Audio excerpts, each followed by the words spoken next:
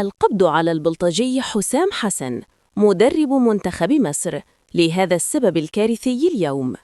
وقرار ناري من فوزي لقجع ضد المنتخب المصري، وحسام حسن والإعلام المصري يعتذر للمغرب ويطالب العفو عن حسام حسن قبل مباراة مصر والسنغال. شاهد ماذا حدث. ولكن قبل أن نبدأ، لو أنت فخور بالمغرب والمنتخب المغربي اضغط لايك على الفيديو واشترك في القناة واكتب في التعليقات ديما مغرب. قبل ما نتكلم في أي حاجة، حابب أقول شكراً للمغرب وللشعب المغربي العظيم على الدعم والمساندة للمنتخب الوطني المصري من أول يوم.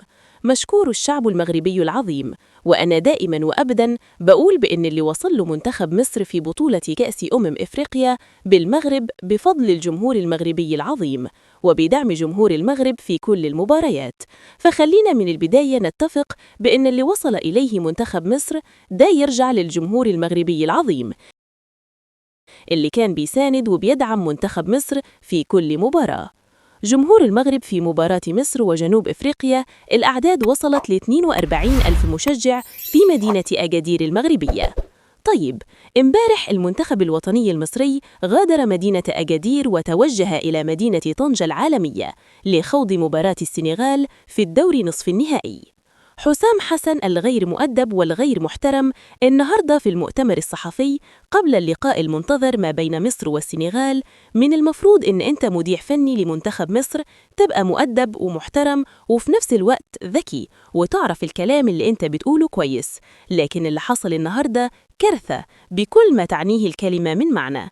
أولاً، في المباراة الماضية صحفي مغربي بيسأل حسام حسن بكل أدب وبكل احترام وبيقول له: يا كابتن، هل الجمهور المغربي له دور في تأهل منتخب مصر وتخطي مباراة الكوديفوار؟ المباراة الصعبة. منتخب مصر فاز 3-2 على الكوديفوار أيضاً بفضل جمهور المغرب العظيم. بدل ما حسام حسن قليل الأدب والغير مؤدب والغير محترم يطلع ويقول بأن جمهور المغرب هو السبب في تأهل منتخب مصر، أو يشكر الجمهور المغربي العظيم على الفترة اللي كان بيدعم فيها واللي ما زال حتى الآن بيدعم منتخب مصر. تخيلوا معايا رد على الصحفي المغربي بكل بجاحة وبكل قلة أدب، وقال: إحنا ما فيش حد ليه فضل علينا. الصحفي المغربي في حالة صدمة بيقول له: يعني إيه يا كابتن مفيش حد اللي يفضل عليكو؟ قال له: يعني أنا بقولك بأن الجمهور المغربي ما كانش مؤثر بشكل إيجابي مع لعيبة منتخب مصر، لأن لعيبة منتخب مصر مش بتتفاعل غير مع الجمهور المصري فقط لا غير. قال له: يعني أنت كده عايز تقول بأن جمهور المغرب ما كانش ليه دور وما دعمش المنتخب المصري؟ قال لك: جمهور المغرب غير مؤثر، وجمهور المغرب بيتفرج من أجل المتعة مش من أجل الدعم. يعني الجمهور المغربي بيقول له: يعني كابتن، يعني الجمهور المغربي اللي كان متواجد ما كانش بيدعم؟ قال لك: لا، والدليل إحنا لو كنا خسرنا وخرجنا من البطولة الجمهور المغربي كان هيبقى مبسوط مش زعلان. بيقول له: يعني إيه هيبقى مبسوط مش زعلان؟ قال لك: لأن كل المنتخبات اللي في البطولة خايفة من مواجهة منتخب مصر. فالصحفي المغربي في حالة صدمة بيقول لي: يا كابتن، يعني أنت شايف بأن كل المنتخبات خايفة من مواجهة منتخب مصر عشان قدر يكسب مباراة واحدة صعبة اللي هي مباراة الكوديفوار؟ تخيلوا حسام حسن يرد ويقول إيه؟ قال له: أنت مغربي؟ قال له: أنا مغربي. قال له: طب قول لي المنتخب المغربي فاز إزاي على الكاميرون؟ قال له: يعني إيه فاز إزاي؟ فاز بالأداء وفاز بالنتيجة، فوز عن جدارة واستحقاق.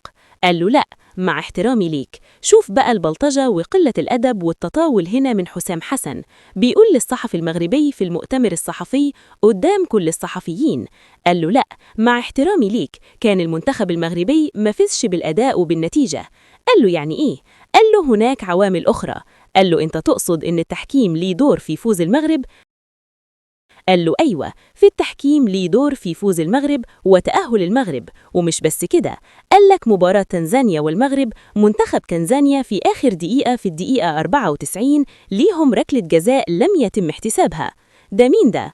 المدرس حسام حسن مدرب منتخب مصر للمرة الثانية في المؤتمر الصحفي بيتهم المغاربة إنهم بيفوزوا بالحظ وبالتحكيم، وبيقول وبيلمح وبيوضح للدنيا كلها بأن البطولة موجهة. نفس قلة الأدب والبلطجة اللي للأسف بتتقال من الإعلام الجزائري الحقير بقت بتتقال من المدرب المدرس قليل الأدب الغير محترم حسام حسن. يا راجل، بدل ما تطلع تحترم المغرب وشعب المغرب، طالع بتغلط في رموز المغرب، وفي الآخر راجعين دلوقتي يا مصريين تعتذروا وبتقولوا بأن حسام حسن ما ينفعش إن هو يتعامل فيه كده. شكراً للأمن المغربي العظيم، القبض على حسام حسن لأنه قليل الأدب وغير مؤدب وغير محترم. أنت كمدير فني دورك إن أنت تتكلم على منتخب بلادك، مش دور حضرتك أبداً إن أنت تعقب على التحكيم، مش دورك إن أنت تطلع وتقول بأن المنتخب المغربي ضعيف أو المنتخب المغربي قوي. الصحفي ما وجهلكش سؤال وما قالكش قول المصر أقوى ولا المغرب، كل ده عشان قالك إنه الجمهور المغربي ليه دور في اللي وصل له منتخب مصر. كنت المفروض ترد بكل أدب وبكل احترام وتشكر الجمهور المغربي العظيم وترفع العلم المغربي اللي انت قطعته، في المؤتمر الصحفي ده مش هيتسكت عليه، انت هتتضرب بالجزمة. ومن النهاردة مفيش دعم من أي واحد مغربي لمنتخب مصر ولا لحسام حسن ولا لمحمد صلاح. يا راجل، ده النهاردة باسة منتخب مصر لما وصلت لمدينة طنجة تم استقبال البعثة استقبال عالمي، رحبوا بيكم وكانوا بيعاملوكم أكنكم أشقاء وإخوة. في المقابل انتوا بدل ما تردوا الجميل وتشكروا الشعب المغربي العظيم، طالعين تتطاولوا، طالعين تقللوا من المغرب، طالعين تتهموا المغرب إنهم بيفوزوا بالحظ وبالكنسة. هو ده حسام حسن اللي احنا بنقول عليه مدرب كبير؟ ده المنتخب المصري، أنا هفضل أقولها، المنتخب المصري اللي وصل له بفضل جمهور المغرب العظيم. اسأل أي واحد مصري وقول له اللي انتوا وصلتوا له ده بسبب ايه؟ هيقولك بسبب دعم جمهور المغرب العظيم، الجمهور المغربي اللي كان طول الوقت بيساند منتخب مصر. جمهور المغرب كان بيعتبر منتخب مصر هو المنتخب المغربي، كانوا بيدعموا في كل المباريات في أصعب الظروف. مصر فازت بفضل جمهور المغرب العظيم اللي ليه منا كل الاحترام وكل التقدير. حسام حسن قليل الأدب والغير مؤدب والغير محترم هو يمثل نفسه ولا يمثل على الإطلاق الشعب المصري اللي بيعشق المغرب واللي بيعشق الشعب المغربي العظيم. كل التحية وكل التقدير للمغرب، وإن شاء الله المنتخب المغربي يفوز وينتصر على المنتخب النيجيري ويتأهل للمباراة النهائية لمواجهة المنتخب الوطني المصري. وعايز أشوفك بقى هتعمل إيه أمام الأسود لما يمسكوك ويعلموا عليك وياخدوا منك البطولة عشان تعرف تقلل من المغرب. ديما مغرب.